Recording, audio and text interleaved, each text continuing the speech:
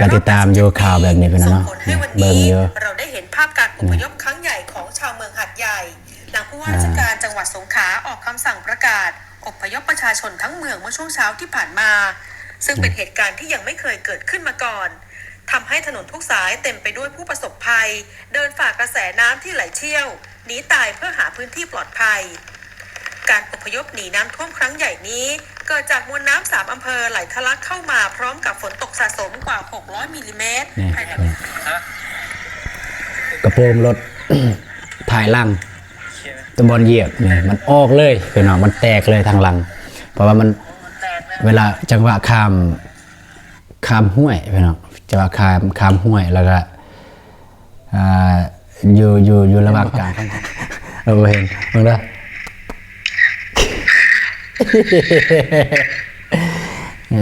หยอกกันเอาเลยหยอกน้องเพื่อนนี่เห็นบ่กำลังถ่ายคลิปอยู่ฮันบุเบนนี่เด้กล่องนี่กล่องนี่อ้ายมาหาวใส่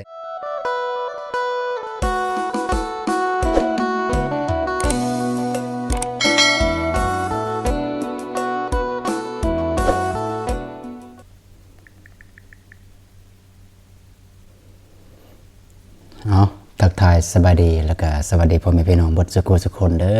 อพี่น้องเนาะมาพอกันตอนดึกพี่น้องเลยมาแต่ไปแจกของแล้วก็มาเอาห้องหลังจากมาเอาห้องก็กินข้าวกินน้ำแล้วก็อาบน้ำอาบในเกมหลับเกมนอนพี่น้องเลยคือเก่าพี่น้องเลยเมื่อนี้กับเบาตูนนอนกับเบาเมฆคือสบายดีเด้อรบกวนเด้อนิดนึงเด้อเสร็จถ่ายคลิปนิดนึงนอนเสร็จนอนรบกวนเบาเมฆเพิ่นสินอนพี่น้องโอเคสิมาเมามอยจักหน่อยนึงพี่น้องก็บ่ได้มีหยังหลายพี่น้องเนาะก็ซึ่งเบาตูนก็เห็นในคอมเมนต์หลายๆคอมเมนต์พี่น้องเนาะบ่ว่าแต่คอมเมนต์ของเบาฝนมาบอกเบาตูนว่าเบาตูนเป็นจังได๋เนี่ยFC คอมเมนต์อย่างนี้แบบประมาณว่าเบาตูนเนี่ยเจ้าสู้แบบเจ้าสู้นะบ่ได้ความหมายแค่บ่ได้ฮักน้องบองแท้นะเบาตูนบ่ฮู้สิแสดงอาการอะไรกันในโทรศัพท์เด้คันในกล่องหน้ากล่องนะมันเขินๆจังได๋ก็บ่ฮู้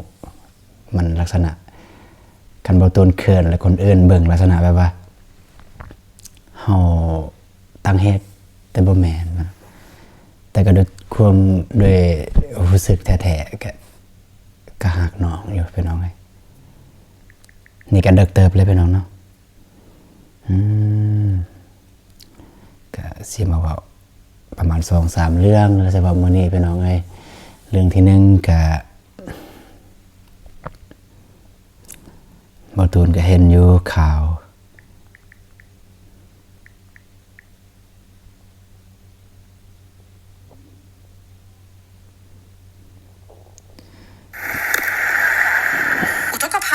บตูนก็ติดตามโยข่าวแบบนี้ไปนะเนาะเบิ่งเยอะเราได้เห็นภาพการอพยพครั้งใหญ่ของชาวเมืองหาดใหญ่หลังผู้ว่าราชการจังหวัดสงขลาออกคำสั่งประกาศอพยพประชาชนทั้งเมืองเมื่อช่วงเช้าที่ผ่านมาซึ่งเป็นเหตุการณ์ที่ยังไม่เคยเกิดขึ้นมาก่อนทำให้ถนนทุกสายเต็มไปด้วยผู้ประสบภัยเดินฝ่ากระแสน้ำที่ไหลเชี่ยวหนีตายเพื่อหาพื้นที่ปลอดภัยการอพยพหนีน้ำท่วมครั้งใหญ่นี้เกิดจากมวลน้ำ3 อำเภอไหลทะลักเข้ามาพร้อมกับฝนตกสะสมกว่า600 มิลลิเมตรภายในเวลาก็สำหรับเบาตูนเองการทำความรู้สึกก็ซื้อนาใดกับเหตุการณ์ทางฝั่งไทยเพิ่นประสบปัญหาในตอนนี้ก็รู้สึกเสียใจพี่น้องเสียใจแล้วก็รู้สึกเป็นห่วงเป็นใยทางพี่น้องทางฝั่งไทยซึ่งอยู่ลาวเฮาก็ปีนี้ยังบ่ทันได้มีเทื่อแบบว่ามีน้ำท่วมถึงขนาดนี้บ่คือปีก่อนๆปีนี้ยังบ่มีเทื่อก็เดินหมดก็ต้องขอแสดงความเป็นห่วงเป็นใยทางพี่น้องทางฝั่งไทยกับน้ำท่วมในครั้งนี้ซึ่งเบาตูนเองก็มีแต่ส่งกำลังใจบ่มีหยังสิซอยได้บ่ว่าแต่ วัตถุสิ่งของเป็นเงินเป็นคำเฮาก็บ่มีคือกันแม้แต่ส่งกำลังใจให้พี่น้องทางฝั่งไทยจงใช้ชีวิตอย่างมีสติในยามฝนตกแบบนี้ถ้าฮู้แล้วว่าฝนตกหนักก็อย่าประมาทพี่น้องเอ้ยที่สำคัญบ่ต้องประมาทว่าน้ำมาซ้ำนี้แหละตัวเองสิหนีทันแต่ฮู้แล้วฝนตกหนักตกตลอดตกต่อเนื่องคือถ้าเขตพื้นที่ต่างมันต่ำไกลน้ำแม่น้ำใหญ่ๆอพยพเลยอันอื่นเนี่ยทีมได้แต่ทีมชีวิตบ่ได้เด้พี่น้องเอ้ยซ้ำซาเฮาสิได้เกิดมาฮอดส่ำนี้บ่ตุนก็เว้าหยังบ่หลายเว้าเป็นบ่เป็นพี่น้องเอ้ยเว้าบ่เป็นแต่ก็เป็นห่วงอีหลีทางพี่น้องทางฝั่งไทยบ่เป็นห่วงจะใดเนาะเพราะว่าตอนเฮาเจอปัญหาเพิ่นก็เป็นห่วงบ่เว้าถึงขนาดบ่เว้าถึงระดับประเทศระดับชาติดอกพี่น้องเอ้ยที่ทางพี่น้องฝั่งไทยเพิ่นเป็นห่วงเฮา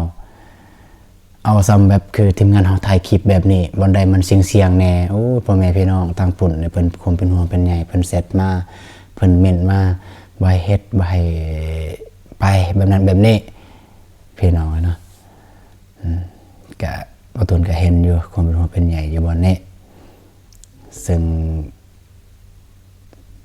งมันสมควรแหละถ้าเฮาสิแสดงความเป็นห่วงเป็นใยกับแสดงความเป็นห่วงเป็นใยต่อ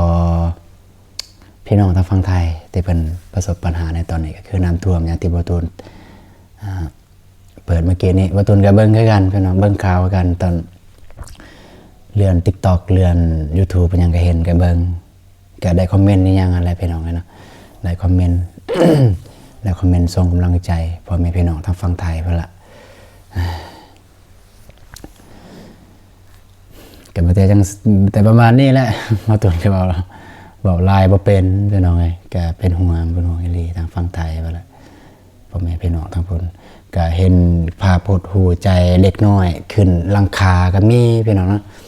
เด็กน้อยขึ้นหลังคาเฮือนแล้วก็อุ้มแมวแล้วอุ้มหมาบ่รู้ชื่อละอุ้มแมวอุ้มหมานี่แหละขึ้นหลังคาเฮือนแล้วก็มีเจ้าหน้าที่เพิ่นกำลังขี่เรือมาโอ้เนาะ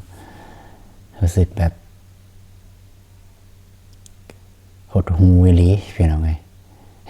ยังเป็นเด็กน้อยอายุประมาณ 7-8 ปีเด็กน้อยก็ประมาณนี้พี่น้องเนาะสำหรับที่เกิดที่ทางพี่น้องทางฝั่งไทยมันประสบปัญหาอยู่จะได้ก็สู้ๆเด้อพี่น้องเอ้ยเรื่องที่2พี่น้องเนาะเรื่องที่2นี่ก็นี่พี่น้องไม่กี่ชั่วโมงทำให้เมืองเศรษฐกิจสำคัญของภาคใต้แห่งนี้อยู่หาดใหญ่พี่น้องอยู่เมืองหาดใหญ่ที่น้ำท่วมนี่แยกคลองเรียน2ถนนธรรมนูญวิถีซึ่งมีประชากรอาศัยอยู่ 2,000 ถึง 3,000 ครัวเรือนวันนี้พบว่ามีประชาชนทยอยออกมาจากบ้านเรือนบางคนเดินฝ่ากระแสน้ำเข้าไปตามหาญาติที่ติดอยู่ภายในและยังพบเห็นภาพของนักท่องเที่ยวชาวมาเลเซียถูกลำเลียงออกจากที่พักด้วยเรือยางและเรือท้องแบนหลายคนยังไม่รู้ด้วยซ้ำว่าจะไปพักต่อที่ใดเพราะเส้นทางเกือบทั้งหมดของเมืองถูกตัดขาดคือสิ่งที่มันมีปัญหาอยู่ตอนนี้ก็คือพอเจ้าหน้าที่เขาไปรับนักท่องเที่ยวมาปล่อยไว้ตรงนี้แต่ไม่มีจุดที่จะประสานงานให้เขาไปไหนต่อตอนนี้อยากจะเสนออยากจะขออย่างเดียวก็คือ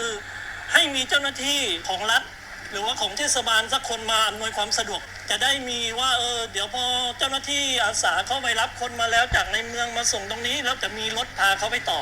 คือตอนนี้เคว้งคว้างครับไม่รู้ว่าเนี่ยจะประชาชน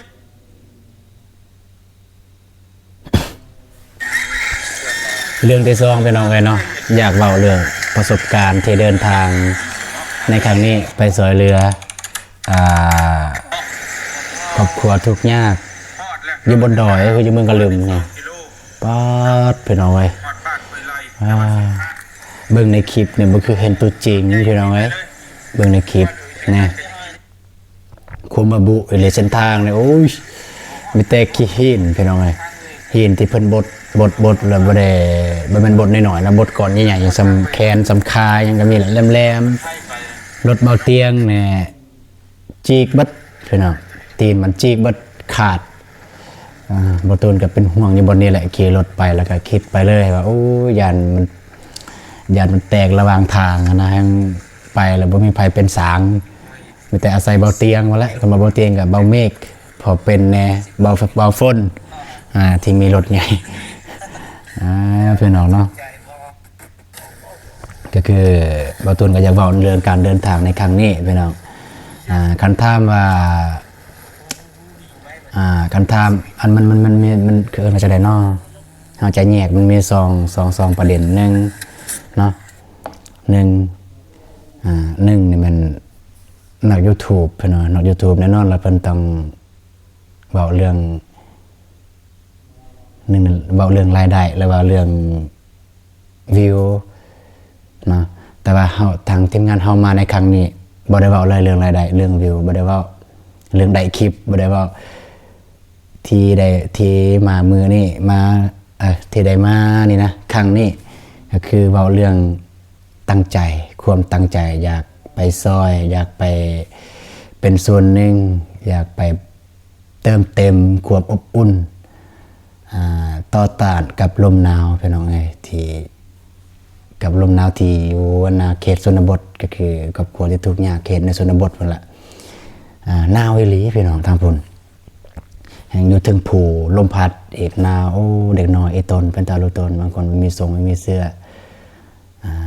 มาตนเองก็รู้สึกดีใจที่ได้เป็นส่วนหนึ่งในครั้งนี้พี่น้องเนาะแล้วก็รู้สึกแบบบ่เคยรู้สึกแบบ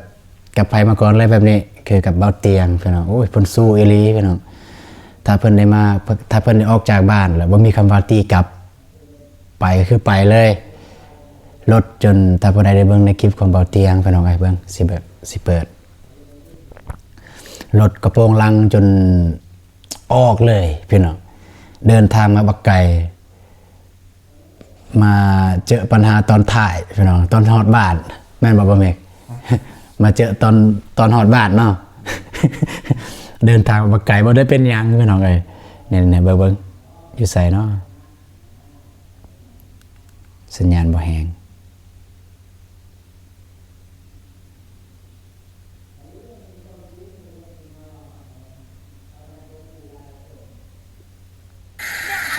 นี่กระโปรงรถ ถ่ายหลังตะบอลเหยียบนี่มันออกเลยพี่น้องมันแตกเลยทางหลังเพราะว่ามันเวลาจังหวะข้ามห้วยพี่น้องจังหวะข้ามห้วยแล้วก็อยู่ระหว่างกลางของห้วยมันอยากเลิกแน่จังน้อยอยากเลิกเพราะว่าดินเป็นจังสีเนาะดินเนาะเป็นจังสีเวลาลดลงเนาะลดลงปุ๊บตีนลังมันเหยียบเนาะตีนลังมันเหยียบใส่ห้วยว่าอยู่ในห้วยเนี่ยมันเลิกแล้วก็ทางลังมันจะติดเลยติดพื้นเลยติดหน้าดินติดทางเลยจนดังเลยปังดังโอ้ตกใจเลยเนาะคันว่าเรื่องคุ้มค่าเนี่ยคือสิบอกคุ้มค่าถ้าว่าเรื่องเพจำนี้เฮาก็เอาเงินรายได้ที่ไปถ่ายมื้อนี้จาก YouTube บ่ได้พี่น้องบ่พอแต่ว่าคันเว้าเรื่องใจเรื่องแบบตั้งใจไปซอยคือคุ้มค่าแล้วมันสมแล้วที่เฮาสมแล้วที่เราเตียงเพิ่นเสียสละลดซำนี้เพราะว่าด้วยความตั้งใจของเพิ่นคืออยากไปซอยเด็ก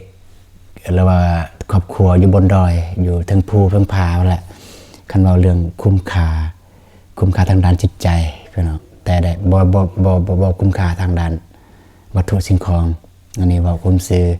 แต่คุ้มค่าทางด้านจิตใจคือแบบเราตั้งใจไปตั้งใจมาแล้วพี่น้องเนาะก็เลยหมดก็ต้องขอแสดงความเสียใจนำไอ้เตียงรถจนเพจนพังแล้วขอชื่นชมเพิ่นอยู่บนนี้แหละทั้งแสดงความเสียใจทั้งชื่นชมด้วยความตั้งใจของเพิ่นแล้วก็เสียใจที่รถเพิ่นเพแล้วก็ยังไปได้อยู่แต่ว่าคันเปลี่ยนก็บ่ตุนก็บ่ฮู้ว่าราคาเท่าใดหลักหมื่นมาจักสำหรับหลักหมื่นสำเปลี่ยนกระโปรงทางหลังนะ แต่ว่าใจสู้ขนาดพี่น้องเลยในการเดินทางในครั้งนี้ถ้าใครได้อยากมาสัมผัสด้วยตัวจริงเนี่ยซึ่งบ่ตูนก็บ่อยากแนะนำให้มาพี่น้องบ่แม่นว่าปิดบังบ้านเมืองเพิ่นบ่แม่นปิดบังพี่น้องแต่เว้าด้วยความเป็นห่วงเป็นใยผู้ใดอยากมาก็แนะนำบ่ต้องมาทางมันยากพี่น้องเอ้ยแต่ถ้าใจร้อยเกินร้อยกะเสียสละลดกะทิ่มว่าซั่นซะกะทิ่มแล้วก็ใจร้อยกล้าจังซี่มาได้พี่น้องถ้าอยากมาสัมผัสด้วยตัวจริงด้วยตัวเองแต่ว่าเรื่องอากาศเนี่ยโอ้ยอากาศสดชื่นอยู่นี่บ่มีแบบว่าคืออยู่บ้านเฮาอยู่ในเมืองว่าจังซี่เวลาหายใจรู้สึกว่ามันฝืดหายใจฝืดหายใจแบบมันมีหยังเข้าในดังในปากนะแต่มานี่ปุ๊บโอ้ยอากาศล้วนๆธรรมชาติอากาศดีล้วนๆเลยแต่ว่าเส้นทางเด้อพี่น้องเอ้ยเส้นทางคือเส้นมีเลยบ่ตูนอยากนอนยอดอย่างนี้เพราะว่ารถเบาเตียงมีหน้าจอเนาะหน้าจอแล้วก็เพิ่นเปิด GPS เปิดดาวเทียมGoogle Map เฮาก็เห็นได้แหละเส้นทางนั่นนี่ไปพูนกลับมาอีกคือเส้นมีเลยนี่คือเส้นมีเส้นทางตั้งแต่เมืองกะลืมเนี่ยจนฮอดบ้านห้วยไร่พี่น้องบ้านห้วยไร่ที่ทีมงานเฮาไปหั่นประมาณอยู่37กิโลเมตรพี่น้องแต่ว่าถามชาวบ้านอยู่นี่เพิ่นว่าประมาณ40เพิ่นประมาณแต่ว่าของเฮาบ่ได้ประมาณคือเบาเตียงจับในรถแล้วว่าตั้งแต่เฮาออกมานี่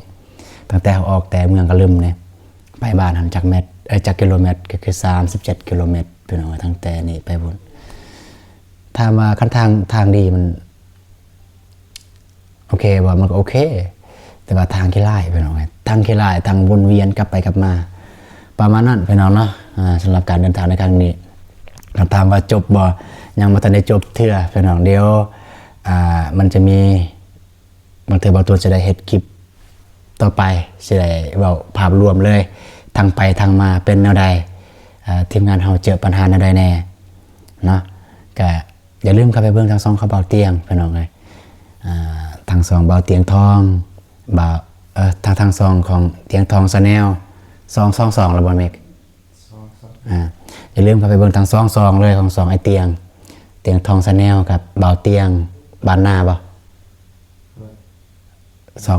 บ่แม่นบ่อย่าลืมเข้าไปเบิ่งทาง22เลยพี่น้องเอ้ยแต่บ่ฮู้ว่าทางเบาเตียงหรือว่าน้องเมกลงทางใดก็อย่าลืมเข้าไปเบิ่งทาง22เลยว่าทีมงานเฮาเจอปัญหาหยังแน่ในระหว่างการเดินทางนะไปบ้านห้วยไร่แล้วก็มาแต่บ้านห้วยไร่อีกกลับมานี่แหละสาเหตุย้อนยังทางทีมงานเฮาได้มานอนอีกอยู่เมืองกะลืมอันนี้มีส่วนพี่น้องเฮาเจอปัญหาในมีส่วนแต่คันจะคู่ว่าเป็นแนวใดอย่าลืมเข้าไปเบิ่งเลยทางนั้นเลยพี่น้องเอ้ย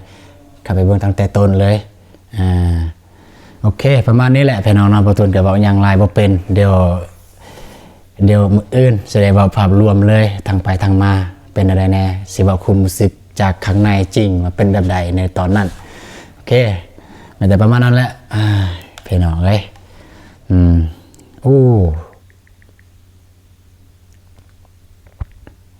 จน10โมงแล้วจน11โมงพี่น้องเนาะแล้วก็เรื่องสุดท้ายสิมาเว้าก็คือเรื่องที่14หลายคนคอมเมนต์ว่าประมาณว่าบ่ตูนบ่ได้มักบ่ได้ฮักน้องบองอีหลีนะคือเมื่อวานนี่ก็บ่ตูนโทรหาหยังเพิ่นบ่ติดเมื่อเช้านี่บ่ได้โทรหามาเพราะว่ามื้อเช้านี่บ่ตูนยอมรับว่าตื่นสวยฮู้แล้วน้องเพิ่นไปเวียกแล้วก็เลยบ่ได้โทรหาแต่ว่าได้เซตหาตอน11โมงได้เซตหาตอนพวกเขากำลังเดินทางอยู่เดี๋ยวก่อนนอนก็เบิ่งสิลองโทรหาเพิ่นก่อนเพิ่นรับแล้วบ่ซั่นนี่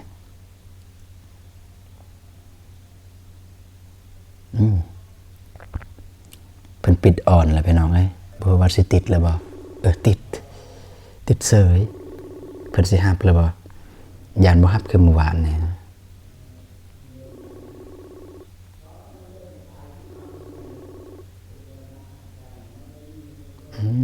รับเสย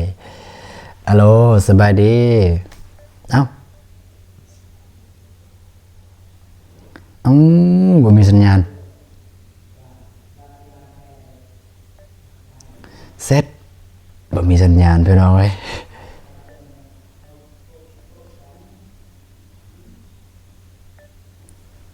นะ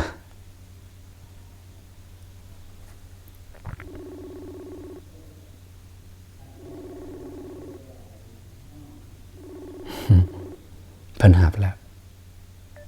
นะมันปิ่นวิวหันไปหน่อยนี่มันปิ่นนี่วางสายเบิ่งบ่มีเน็ตบ่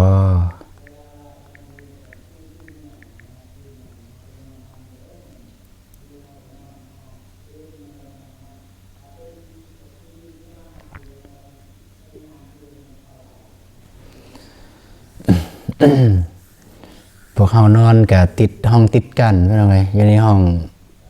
บ่เมฆกับบ่ตูนข้างๆในห้องบ่ฝนกับบ่เจ็บนะบ่เจ็บลมกับผู้ใดนี่เสียงวากๆด้วยกันลมน้ำผู้ใหญ่บ่จัก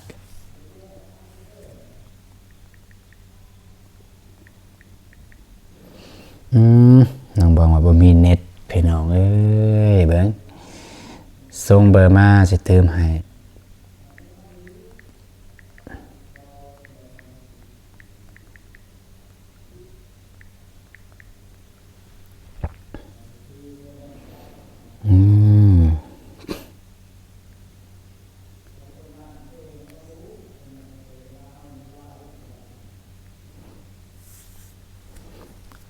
เสียเวลานำถ่ายรูปแน่ก็มีพี่น้องเอ้ยนี่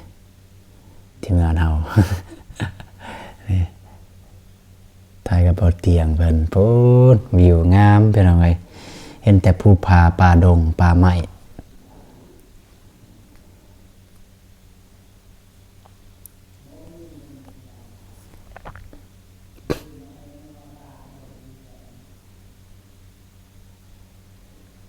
เนาะ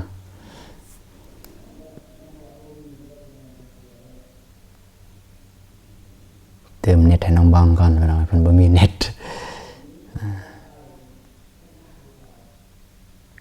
78046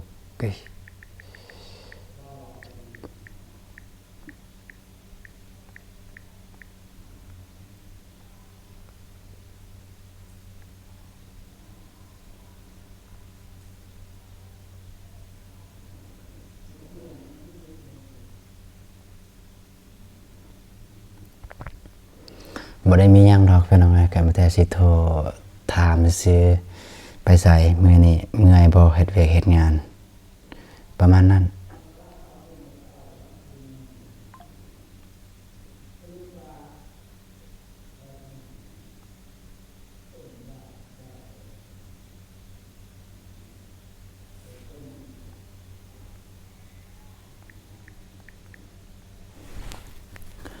ก็อาบน้ำแล้วพี่น้อง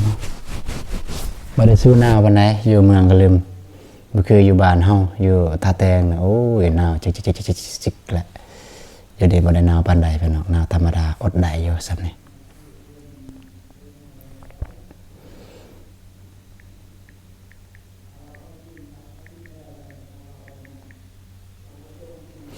โอเคในระหว่างรอทานน้องบองโทรกลับสิเว้าคืนพี่น้องเนาะสิเว้าคืนเรื่องที่ไปมื้อนี้ก็คืออยู่บ้านห้วยลายหั่นอย่างที่พ่อแม่พี่น้องได้เห็นเฮือนศาลบ้านซองเพิ่นโอ้ยเนาะเพิ่นตั้งเขตมันเป็นพานเป็นเหวจังซี่พี่น้องเนาะเฮือนก็จักแนวใดเพิ่นอยู่ใดๆเฮือนนั้นคันยามฝนตกน้ำสิบ่ไหลเข้าเฮือนบ่คิดว่านะเฮือนน้อยๆเฮือนพอดีพี่น้องเนาะพอดีบ่ตูนพ่อหมู่ของบ่ตูนตั้งแต่เรียนม.1บ่ตูนเห็นอยู่บ้านดอนซ่าพ่อหมู่บ่ฮู้ว่าหมู่ของบ่ตูนในบ้านอยู่บ้านที่เฮาไปมื้อนี้ตั้งแต่ตอนนั้นก็บ่ฮู้ว่าเพิ่นอยู่หั่นเพิ่นจื้อบ่ตูนแล้วเพิ่นทักผู้ใดชื่อพรพี่น้องเอ้ยแต่บ่ตูนบ่ได้ถ่าย ถ้าเฮาบ่ฟ้าวอยากเมื่อกี้นี่บ่ทุนสิถ่ายอยู่คลิปหนึงคิดว่าสิถ่ายไปเยี่ยมหมู่หั่นแต่บ่ได้ถ่ายพี่น้องเนาะโอ้ตั้งบ่ได้พอกันตั้ง10กว่าปีพี่น้อง10กว่าปีแล้วบ่ได้พอกันกับหมู่หั่นตั้งแต่บ่ทุนเรียนดอนซาเรียนห้องม .1 เพิ่นโทรมาแล้วพี่น้องนี่น้องบองโทรมาแล้ว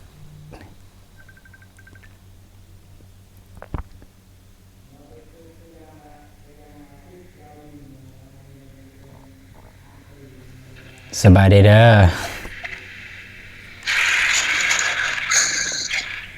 สบายดี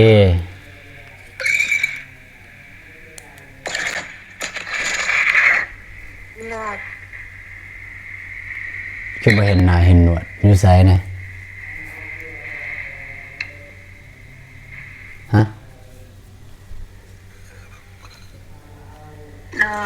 อยู่ไสฐานบ่นอน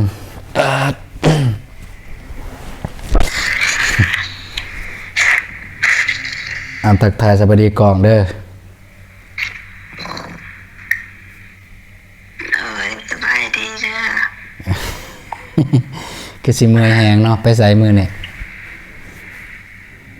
วันนี้ไปเวียก เด็กสนุมบ่ ด้วย ได้เบิ่งอยู่บ่คลิปทีมงานเฮาฮะ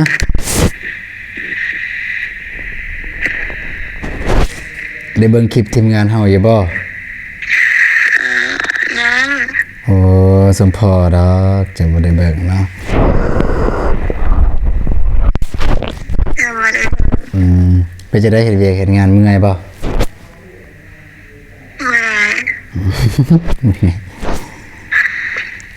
ไปใส่มื้ออื่นเด้อไปใส่มื้ออื่นไปใส่ เดินไปเก็บเวียกสนุม สนุมมีก็ ไม่เคย คือไปลายมือแท้สนุมเลย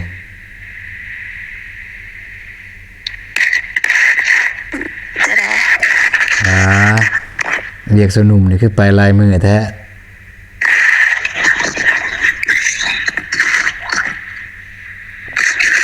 การ หึ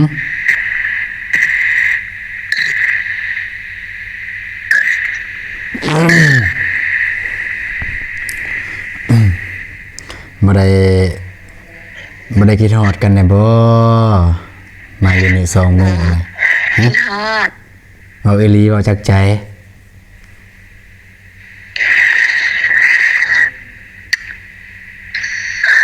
เว้าจากใจคิดฮอดกันแน่บ่ ทอด คิดฮอดแบบเวลาคิดฮอดแล้วเห็นภาพแบบใด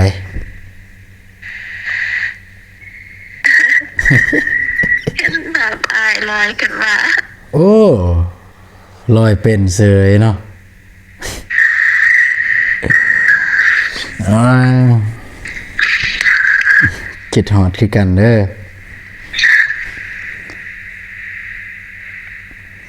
ที่จริงในมื้อนี้นี่ก็เสร็จหา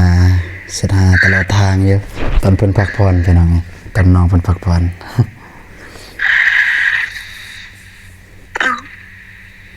กินข้าวกับหยังมื้อแลงนะ บ่ห้อง เอ้าวังแรงนะบ่ได้กินข้าวบ่ บ่อาบน้ำแล้วก็นอน โอ้ เพื่อหลับคิดว่ายังสิลุกกินอยู่กับเพื่อหลับ คือสิเมื่อยแห้งเนาะ หนาวบ่ทางนั้นหนาวบ่หนาวบ่ทางนั้น ขวดหนาว โอ้ยทางนี้อากาศเบิ่งนี่อ้ายนุ่งทรงซ้อนเสื้อซ้อนเสื้อน้อย ก็หนาว บ่ได้หนาว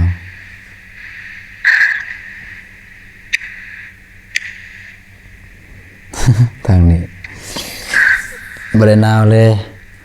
อากาศสัมพอดีอยู่นี่หึ อาบน้ำมาบ่ โอ้ยเบิ่งขี้ลายแนวนี้นี่คิดว่าค่อยอาบแล้วหรือยังเบิ่ง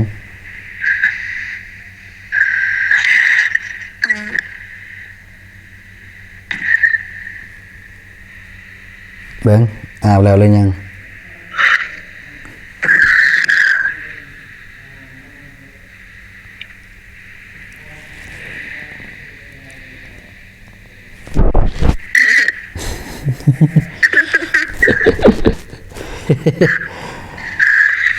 อาบแล้ว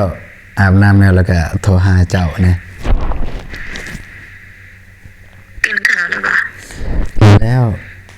มาแต่พุ่นแล้วก็มาเอาห้องแล้วก็กินข้าวแล้วก็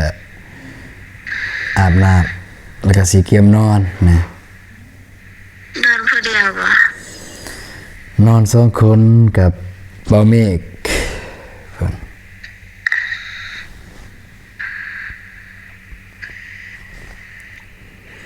ใช่ว่าคือบ่เห็นหน้าเห็นหนวดเลย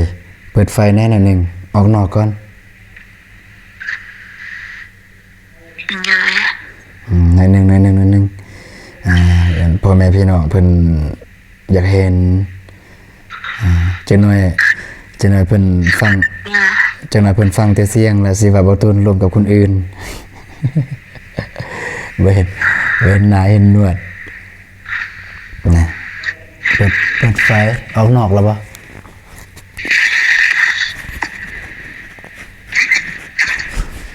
ไปรอ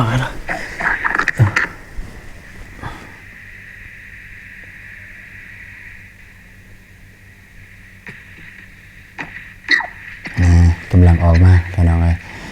ให้น้องบองกันออกไปนอกกัน คุยกันอยู่นอก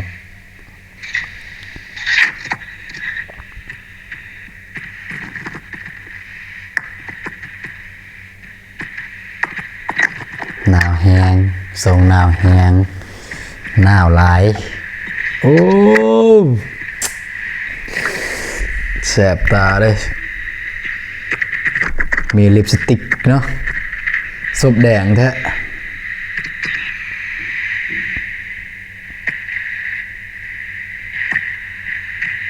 ใส่เดี๋ยวก็เปิดกล่องดีๆนะแม่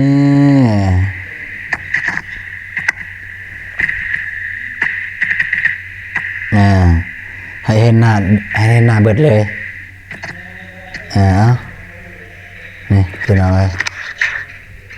เอาดีให้เห็นหน้าเบิดเลยโอ้ยคือเอาไว้เอาสุดท้ายหูเบิ่งเห็นหน้าบ้าง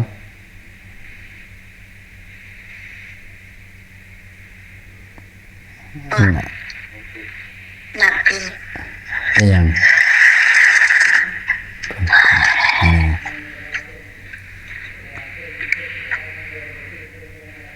ปาทอศพแดง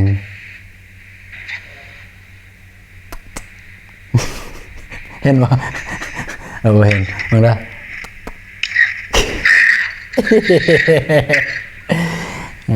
หยอกกันเอาเลยหยอกน้องเพื่อน นี่เห็นป่ะ กำลังถ่ายคลิปอยู่หัน บ่ บุเบนนี่เด้กล่องนี่กล่องนี่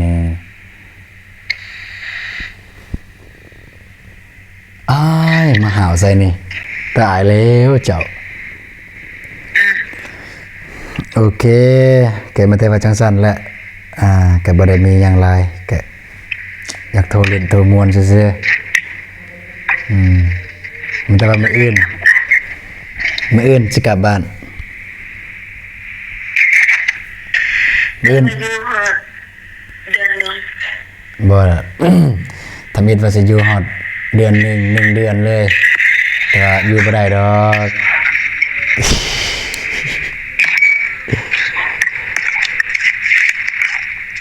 ทำอิดว่าสิอยู่ฮอดพุ่นแหละเดือน1เดือน2พุ่นแหละแต่ว่าอยู่บ่ได้อยากเมื่อ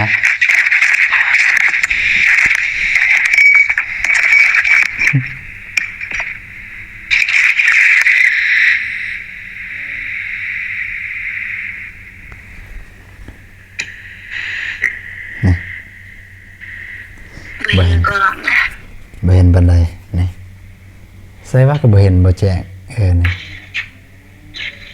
สบายดีเด้อ ได้สบายดี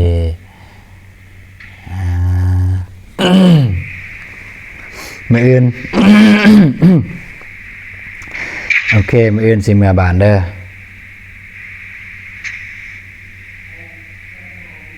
หน่อย มื้ออื่นสิเมื่อบ้าน เด้อ ฮะ เดินทางปลอดภัยเด้อ โดยอยากได้หยังสิซื้อไปตอน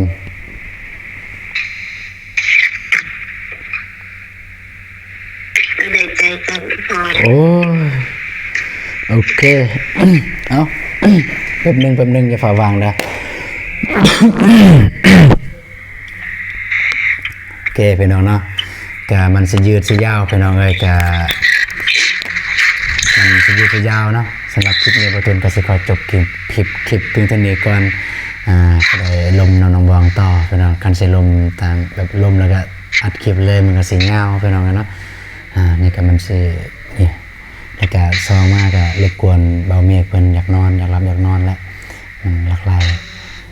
ก็สิได้จบคลิปก่อนพี่น้องเนาะโอเคกันนี้มันก็ต้อง